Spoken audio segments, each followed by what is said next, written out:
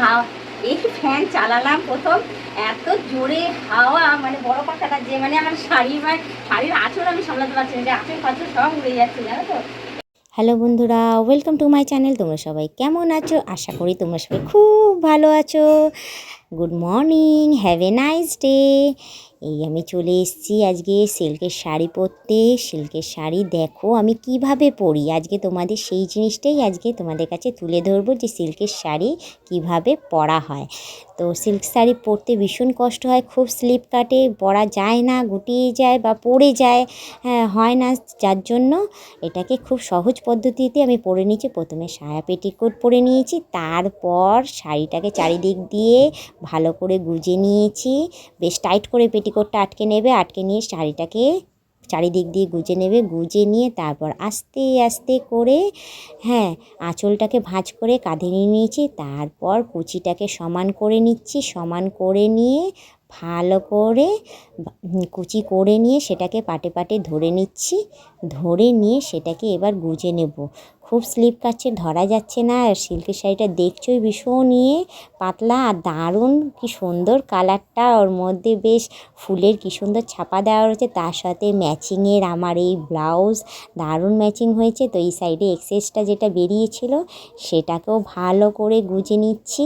গুজে নিয়ে টান টান করে পরলেই পরে যেত, কিন্তু কি বলো তো, সিল্কের শাড়ি তো বেশি টান টান করে পরলে পরে চিপকে থাকবে, ভীষণ রোগা রোগা থাকবে। রোগা মেয়েদের পক্ষে একটুখানি ফুলিয়ে শাড়ি পরলে সিল্কের শাড়িটা বেশ সুন্দর লাগে দেখতে।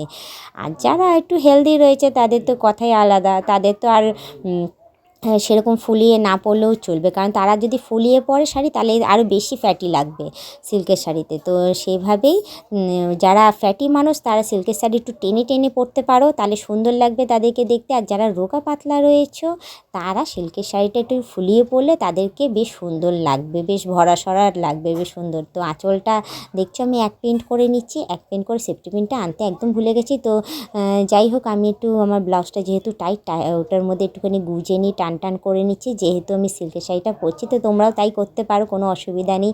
পরে ওরকমভাবেও বেরোতে পারো, তাহলে সেফটি পিনের দরকার পড়বে না। তো আমার শাড়ি পরা কমপ্লিট হয়ে গেছে।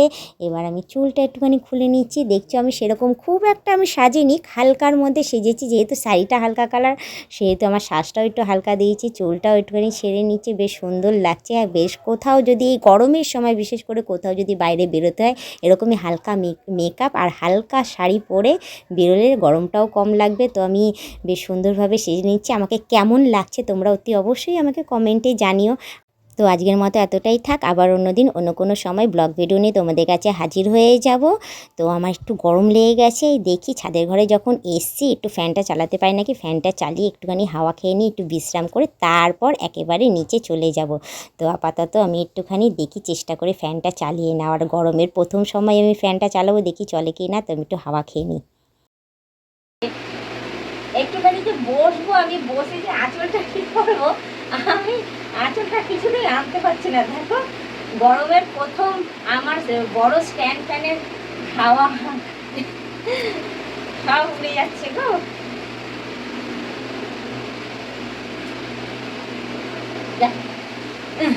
ঠিক করে নিয়েছি।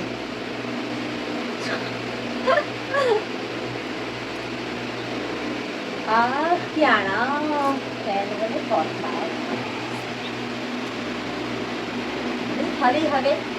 চুলে শ্যাম্পু ট্যাম্পু করবো, তারপর চলে আসবো, ফ্যানটা চালাবো, চালিয়ে কিনবো।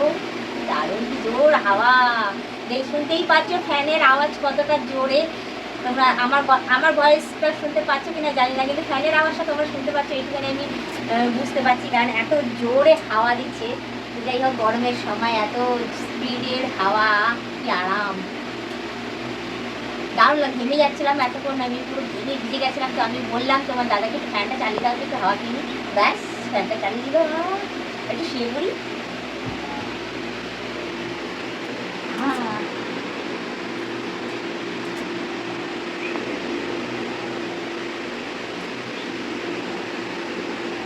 হাওয়া না, ও